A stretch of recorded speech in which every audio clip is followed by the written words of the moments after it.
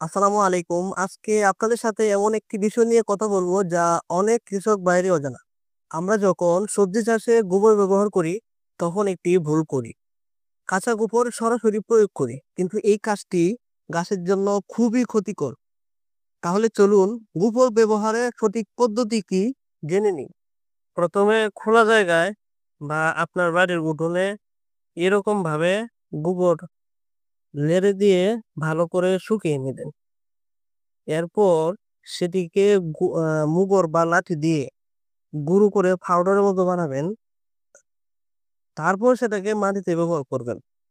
এইভাবে তৈরি করা শুকনো গোবর সবচেয়ে উপকারী জৈব সার, যা সহজে গাছের গোড়ায় মিশে যায় এবং ফলন বাড়ায়।